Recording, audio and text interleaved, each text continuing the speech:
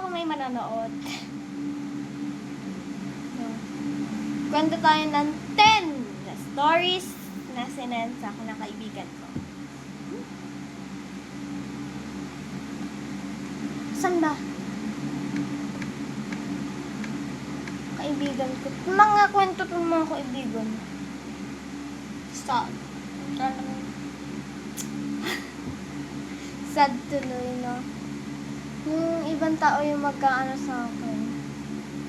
Init, guys. Tingnan mo yung damit ko. Mainit na dito sa Olongapo po. So, ayan na nga. So, bago nagsimula, story time! Nung kinder pa lang ako, may presentation kami sa stage. Tapos kumain ako na napakaraming mais bago mag-start. Habang sumasayaw kami, naramdaman ko na parang may sabog sa lower gown ko. Ha? Pagbaba ko ng stage, naiyak na si teacher kasi may marka sa puti kong short. Never ko na ulit kinain ng mais simula nung araw na yun. Ha? Comment nyo na lang kung ano ibig sabihin. So, ayun na nga. Second story. Let's go. Story time! Ganto kasi yun, guys. Nanonood ako ng... ba't may guys? Nanonood ako ng Dragon Ball Z. Tapos ayaw ko pang pumunta sa CR. Kasi baka ma-miss ko yung laban. Sabi ko sa sarili ko, kaya ko pa. Ayun, hindi ko na kinaya. Ang masaklap pa, favorite ko pa yung naman suotin, yung damit na may print na Spider-Man. Nagtago talaga ako sa ilalim ng kama sa takot na mapagalitan. Oo nga, ano yun eh. Hirap yung labhan. So, 3 na. Story time!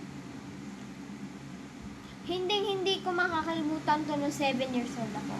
Namimili kami ng sapatos ni mama. Biglang sumakit yung tiyan ko. Ba't po tae yung mga kwento ko? Mayroon siyang ano? Yung 1 to 4 tae. Stories. Yung 5 to 8. Sad. Tapos yung 9 to 10. Funny. Bigla sumakit yung tiyan ko sa kinain kong fishball. Tumakbo ako sa display tent para dun magtago, pero huli na ang lahat. Akala nung sales lady may natapon na tsokolate sa sahig. Yung pala ayoko na magkwento. Ang sakit sa bride. Google, masisid ng ulo ko. Ayun na nga. Story time! Na-invite ako sa birthday party ng klase ko sa isang private pool. Naka-swimming trunk pa ako na kulay dilaw. Ano ba yung swimming trunk? Ta-search ko lang, guys. Swimming trunk. Oh! Pang ano, no? Okay naman. Habang lumalangoy ako, naramdaman ko na parang may lumulutang na Maltesers. Maltesers?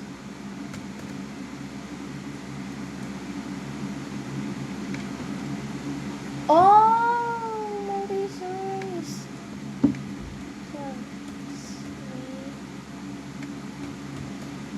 Pimple.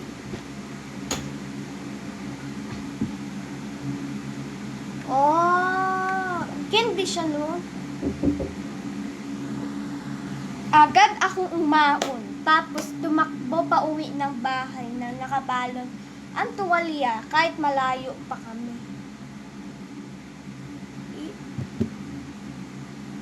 Guys, wait lang, guys. Ito yung ano eh. Ito yung ano, candy search ko. Ayan guys, oh, ayan ba?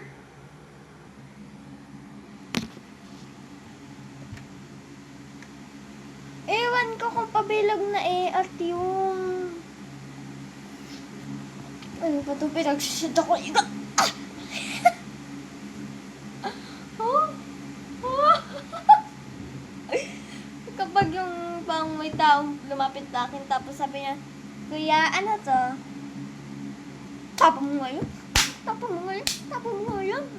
O, gano'n gagawin ko sa bata. Dumako naman tayo sa sad na stories. Ayan. It's story time! Gusto ko lang i-share to kasi naiiyak na naman ako kapag naalala ko.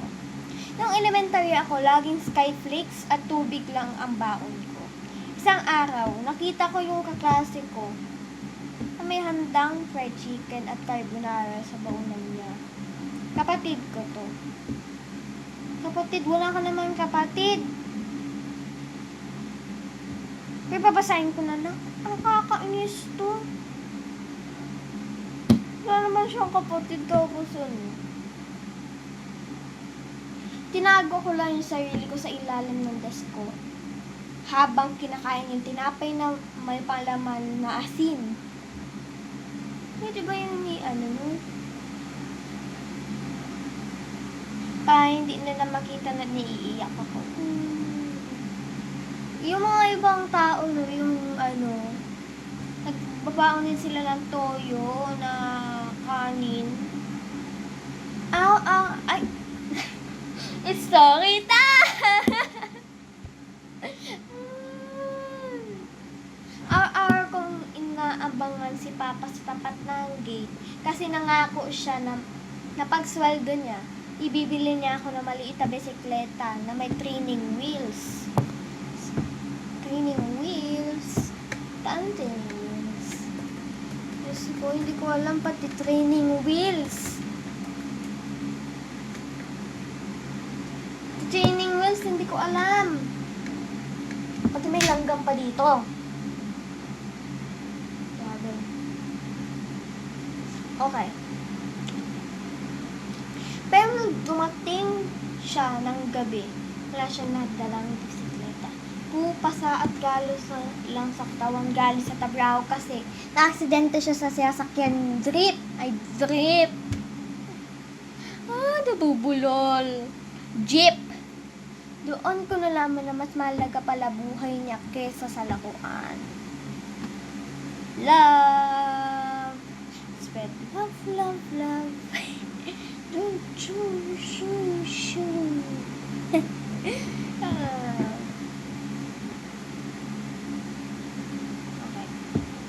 Story time! Ang sakit pala nung mawala ng pet ng bata ka pa, no? Si Bantay kasi yung kasama ko mag-isa pag-uwi galing Isabelahan. Oo nga. Oo. May pet to. May pet to. Pero patay na yan eh. Kulay black. Pupunta sa school namin.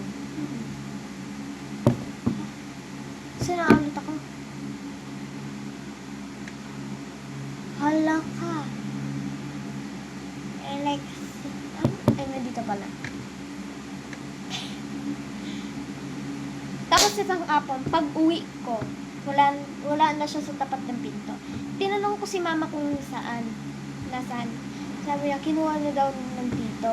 Pero hanggang ngayon, dam ko pa rin yung lungkot na pag-gising ng bata. Ay, kala ko naman namatay!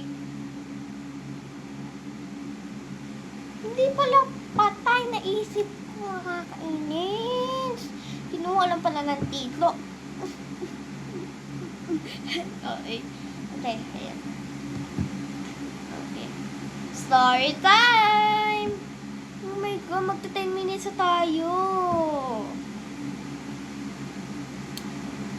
So, pag saktong 10 minutes, mag-stop.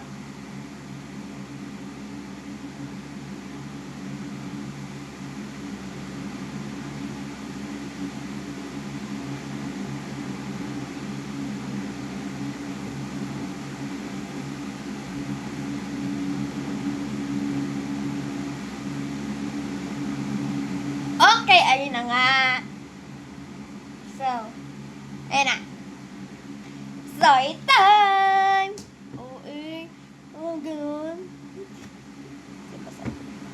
Ay. Ay, wala yung ano wala yung ano. Wala yung Yara Kasando. Ikaw yung batang walang picture kasama ang nanay at tatay ng birthday. Walang picture. Sama ang nanay at tatay ng recognition. Sinawalan tayo ng sound. Wala tayo ng sound yung kanina. Lahat ng mga klase ko, may kayakap at bulaklak galing sa mga magulang nila. Ako, umakyat ako sa stage na mag-isa. Kinuha yung medalya, tapos kumain ng fishball sa tabi ng kalsada mag-isa. Pagkatapos, kasi pareho sila nasa abroad para matapatan.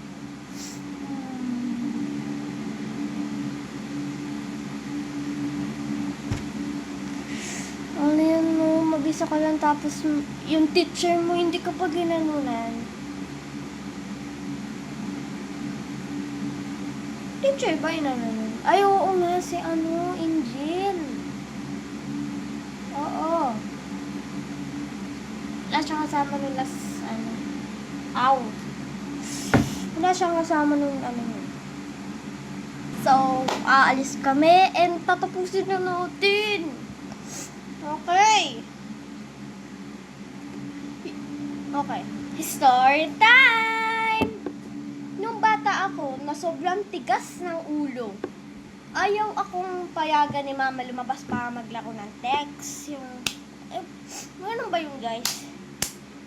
Yung appear kayo tapos tumba. Ayan. Kaya nagdabog ako. Kumuha ako ng supot ng santo. Nalagay ko sa dalawang pirasong robot. Tapos nagsigaw ako na paglalayas ako. Ang ending, lumabas lang ako ng gate. Paumapo sa monoblock chair. Dapat kasi naiinitan ako sa labas at nagugutom na ako.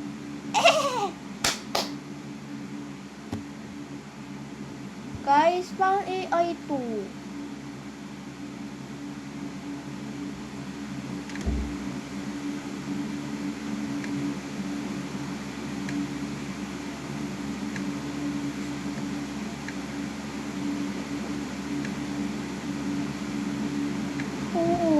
Pang AI nga ito. Ito na isa.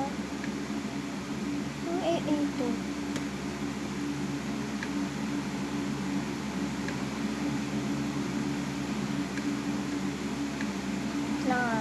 Send ko lang ito sa kanta.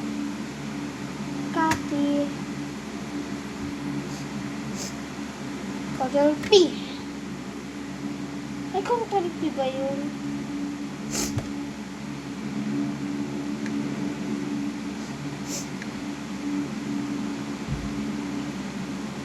Ay, ba't mali yung ano niya?